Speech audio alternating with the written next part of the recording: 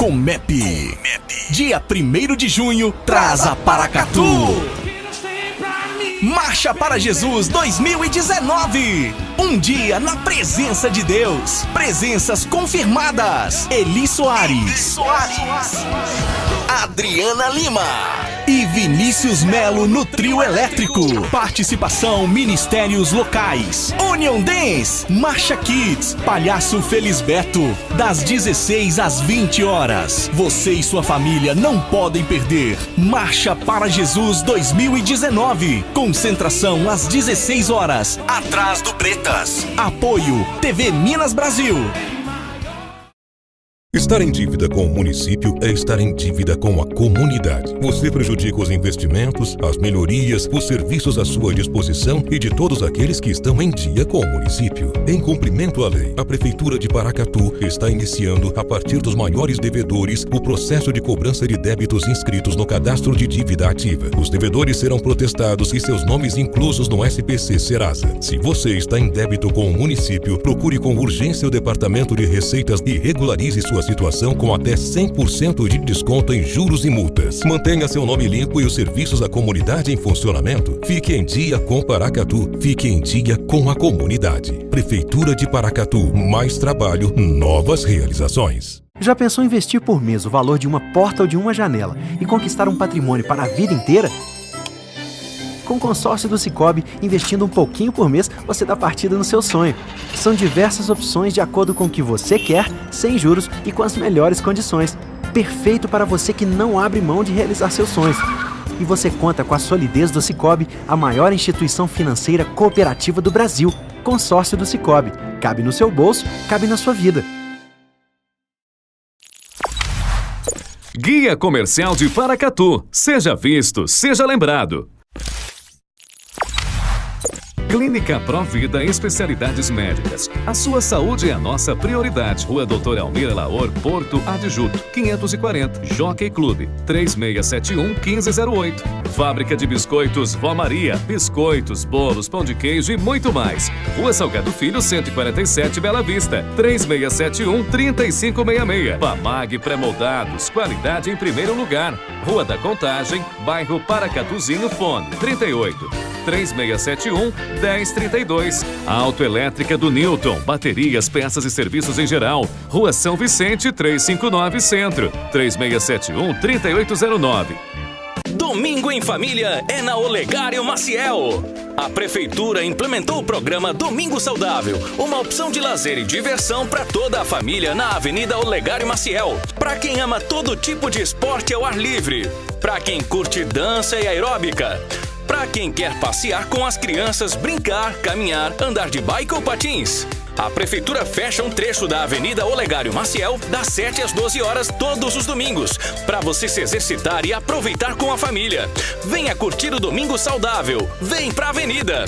Prefeitura de Paracatu. Mais trabalho, novas realizações.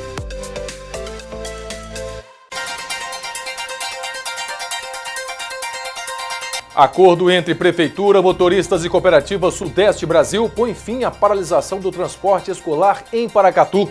Pesquisa mostra que doenças laborais cresceram nos últimos 10 anos. Outra pesquisa revela que a amamentação pode reduzir em até 25% as chances de uma criança se tornar obesa. Falta de controle sobre o próprio dinheiro é um problema para quase metade dos jovens adultos brasileiros. Autoridades alertam que aumentaram fraudes no uso do cartão de crédito. Em Paracatu, PM apreende drogas em veículo no bairro Chapadinha e homem é preso após agredir o próprio irmão com a foice. 125 milhões de pessoas no mundo já passaram dos 80 anos. E ainda, Paracatu realiza nesta quinta-feira o Conferência Municipal dos Direitos da Pessoa Idosa. Estes e outros assuntos agora no Minas Brasil Notícias.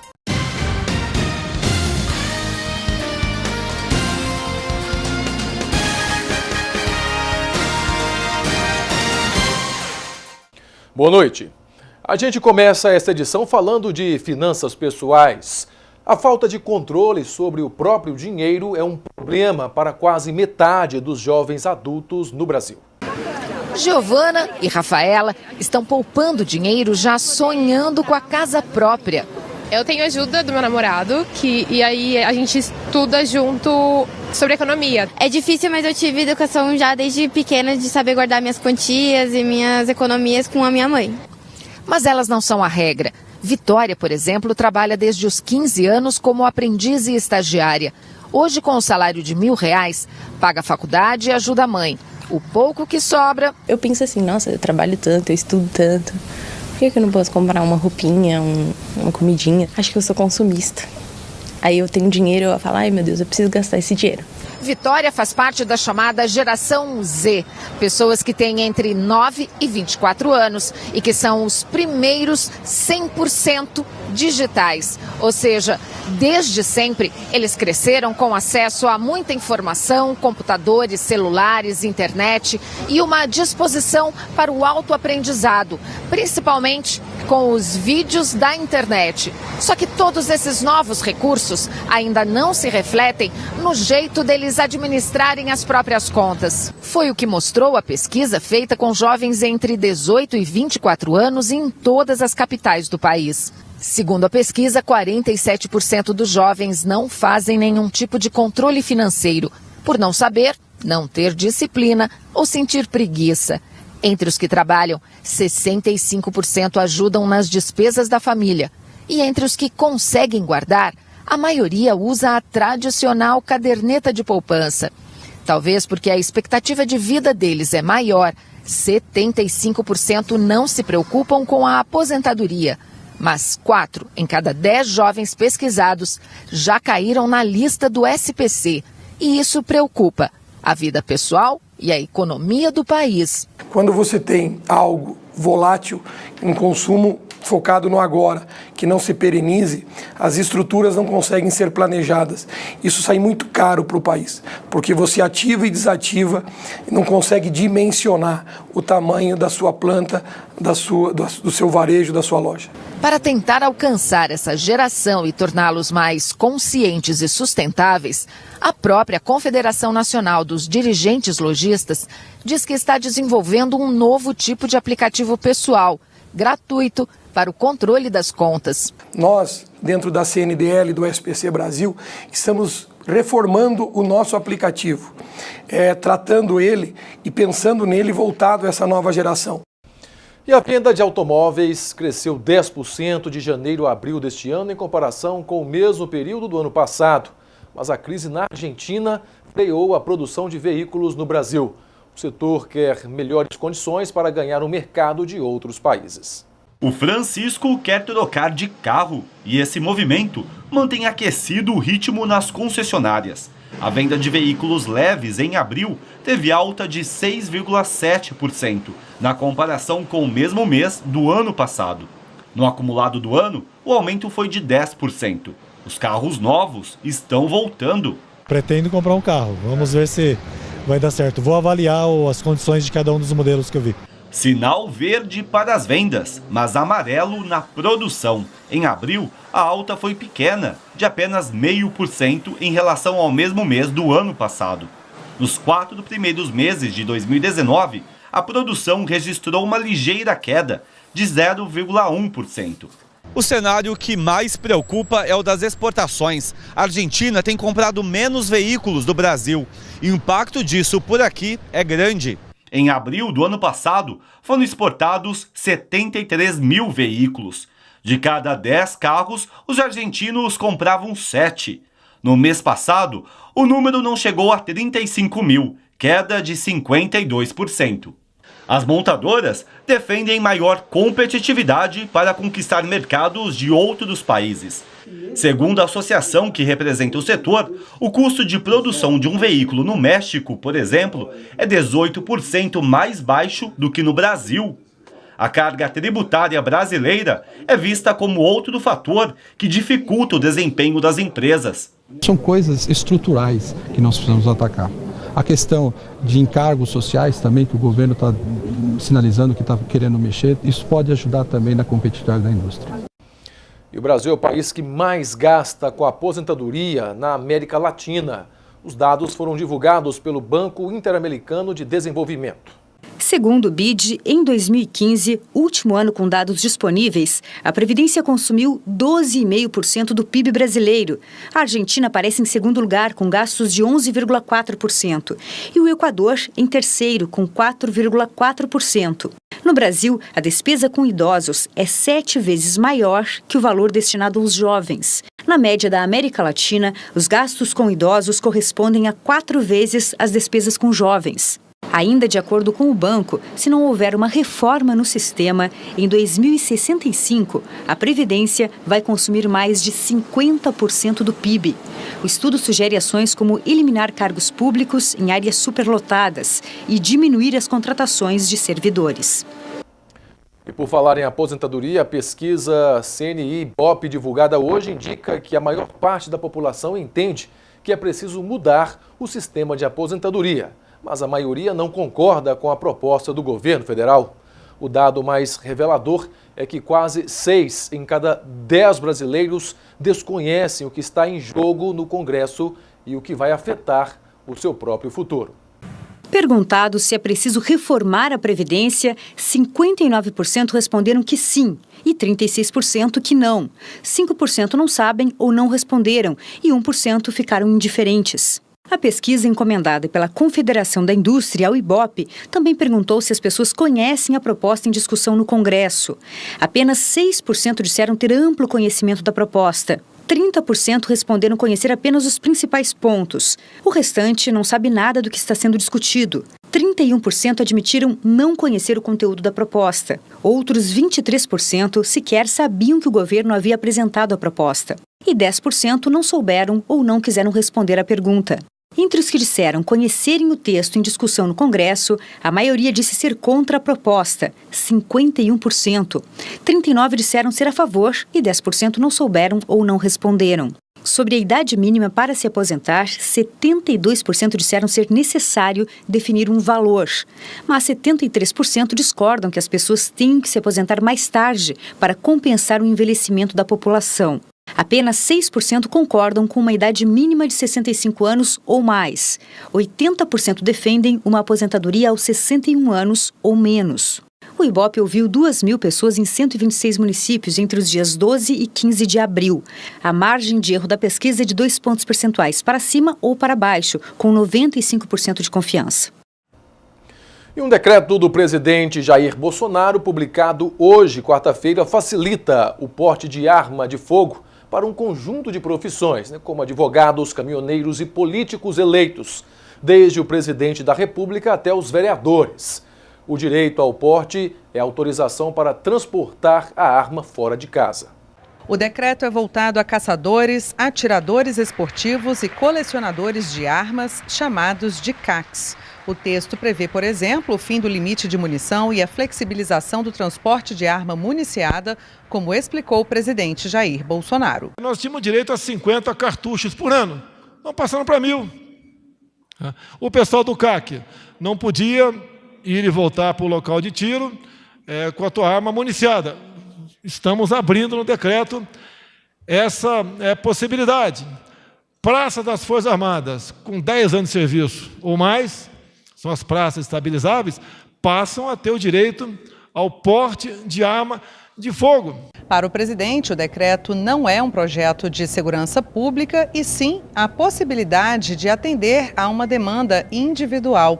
Segundo o presidente, foram realizadas várias negociações com os setores envolvidos para se chegar a um texto final, mas tudo feito no limite da lei. Eu sempre disse nas minhas andanças pelo Brasil ao longo dos últimos 4 anos, isso é pessoal meu, que a segurança pública começa dentro de casa. Salvaguarda o direito de que todos aqueles que são colecionadores, atiradores e caçadores, eles possam transitar livremente no Brasil. Para essa praticante de tiro esportivo, o decreto vai ajudar a reduzir a burocracia e aperfeiçoar o esporte no país. Às vezes é 1 ano, 1 ano e meio para a pessoa conseguir fazer parte do esporte. E isso vai fazendo que o brasileiro ele não consiga despontar lá fora. E após pressão de partidos, o governo deve recriar 2 ministérios em troca de manter o COAF com o ministro Sérgio Moro. O Centrão se aliou aos partidos da oposição para liderar as resistências às mudanças nos ministérios em vigor desde o início do ano e a transferência do COAF, órgão de fiscalização e combate à lavagem de dinheiro, do Ministério da Fazenda para o da Justiça. As pressões deram resultado e, para manter o COAF com o ministro Sérgio Moro, o relator da medida provisória, senador Fernando Bezerra Coelho, convenceu o presidente Jair Bolsonaro a atender ao Centrão e recriar 2 ministérios. Assim, no relatório que será votado amanhã na comissão especial, Bezerra propõe extinguir a pasta do desenvolvimento regional e recriar os ministérios das cidades e da integração nacional, como era no governo Michel Temer. O governo Bolsonaro, com isso, passará a ter 23 pastas. Os ministérios das cidades e da integração nacional têm grande peso político, porque lidam com programas e obras que atendem governadores e prefeitos. No relatório, Fernando Bezerra também propõe tirar a FUNAI do Ministério da Mulher, Família e Direitos Humanos e devolver ao Ministério da Justiça. Além de manter o COAF com Sérgio Moro, o presidente Bolsonaro foi convencido que atender ao Centrão e recriar os 2 ministérios deve facilitar a aprovação de outros projetos, como a reforma da Previdência, no Congresso. Vieram de forma bastante objetiva a tratar desse assunto comigo. Eu não criei óbice tocante a isso, né? E apenas que o futuro ministro, caso seja criado esse ministério, venha da indicação da frente parlamentar dos municípios, das cidades, tá certo? É apenas isso aí. E o ministro da Educação, Abraham Weintraub, disse em uma audiência ontem no Senado que não há cortes nas instituições federais de ensino, e sim contingenciamento que pode ser suspenso se a economia melhorar. Tão importante. O ministro começou falando em diretrizes, metas e programas prioritários da pasta. Os focos em sua gestão vão ser na educação básica, resultados e em reconhecimento por mérito. Depois de falar por 1 hora, ele foi sabatinado pelos senadores. Weintraub criticou as políticas de financiamento, que comparou a uma tragédia por causa da inadimplência. Questionado sobre as recentes críticas à autonomia universitária, que classificou como balbúrdia, o ministro disse ser a favor da autonomia, mas que a universidade não pode ser um Estado soberano. Os senadores também perguntaram sobre a retenção de 30% do orçamento das instituições federais de ensino. Abraham Weintraub negou que seja um corte e admitiu reverter a decisão caso a economia volte a crescer. Não há corte, há um contingenciamento. Se a economia tiver um crescimento, não é recuperar porque a gente está nesse marasmo para perder de vista, não tem recuperação, né? A gente está numa tristeza há muito tempo, mas se a gente tiver um crescimento econômico com a aprovação da nova Previdência, eu acredito nisso, isso vai retomar a economia, retomando a dinâmica, aumenta a arrecadação, a situação volta a se normalizar, se descontingencia, não há corte. E Festival das Flores de Olambra chega a Brasília em sua 3ª edição. Os protagonistas do festival são as orquídeas, samambaias, cactos, tuias, bonsais e mais de 100 espécies de plantas. E a primavera chegou mais cedo. É o Festival das Flores, que vem lá de Olambra, em São Paulo. E a organização do evento pensou muito bem. Mês de maio, mês das mães. A gente quis trazer essa alegria para as mães, né, no mês de maio, para os filhos virem dar um presente para as mães de uma flor. Um dos diferenciais de visitar um festival de flores é aprender um pouco com os atendentes especializados de como cuidar de plantas especiais, como o bonsai. Requém água todos os dias e sol todos os dias. Sol ou no período da manhã ou no período da tarde, mas todos os dias. Entre os visitantes, a busca por presentes e a vontade de alegrar a casa com plantas. Eu estou fazendo uma reforma no meu apartamento e eu quero que assim, minha casa seja cheia de plantas legais para deixar um ambiente bem gostoso. E teve filha que não perdeu tempo e já aproveitou o festival para adiantar o presente de Dia das Mães. Um carinho embrulhado pela natureza. Transmite bastante sentimento, né? A natureza é que nos dá vida, não é? Se você não tem um tempo agradável, se você não está com a saúde cuidada, a mãe natureza, ela ajuda, né? Com o sol, com o vento, com as flores.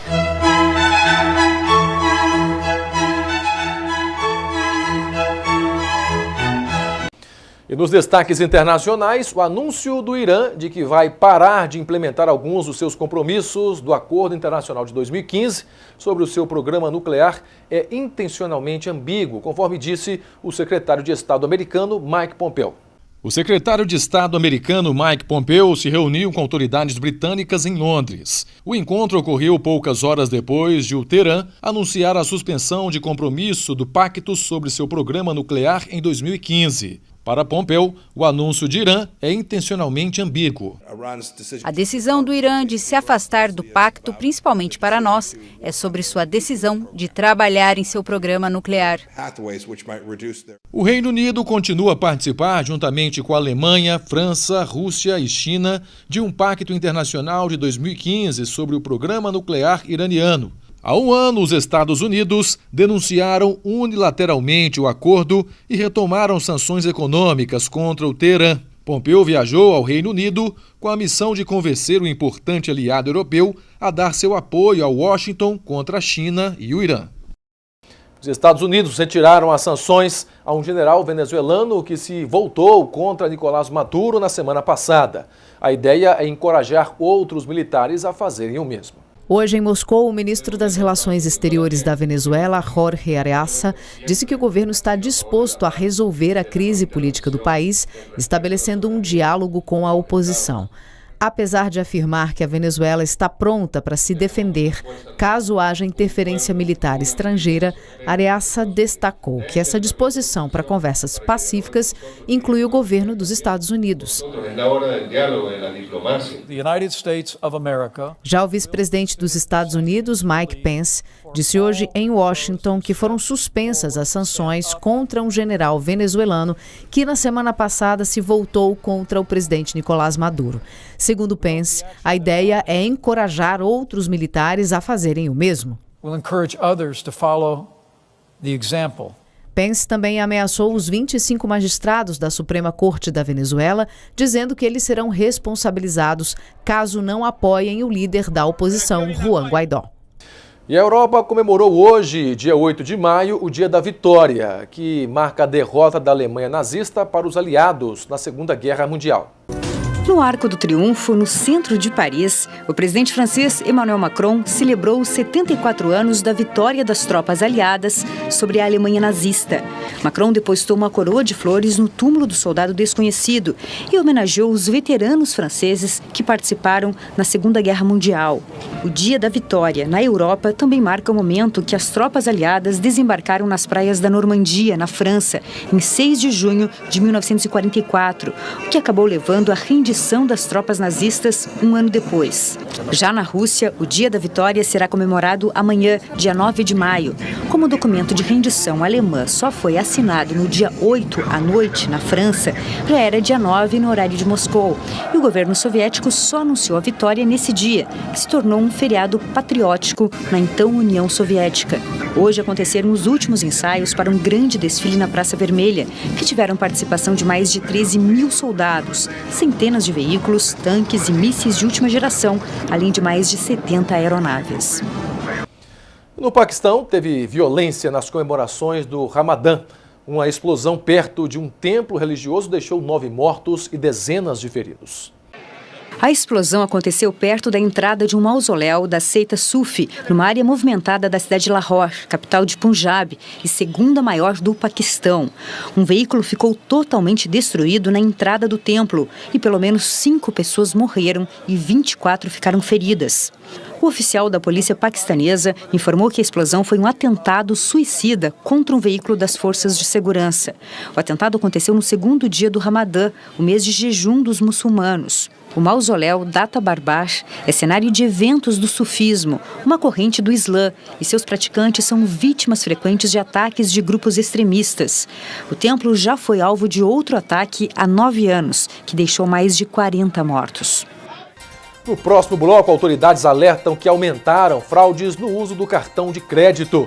E em Paracatu, PM apreende drogas em veículo no bairro Chapadinha e homem é preso após agredir o próprio irmão com uma foice. Os detalhes já já. É hora de intensificar o combate ao mosquito transmissor da dengue, zika e chikungunya. Proteja sua família e sua comunidade. Sem ação não tem prevenção. Verifique lajes e telhados, mantendo-os sempre limpos, desobstruídos e secos. Mantenha tonéis, barris e a caixa d'água sempre muito bem fechados. Lave com água corrente e sabão os potes de água para seus animais, no mínimo 2 vezes por semana. Faça sua parte. Evite água parada. Sem mosquitos, sem doenças. Prefeitura de Paracatu. Mais trabalho, novas realizações.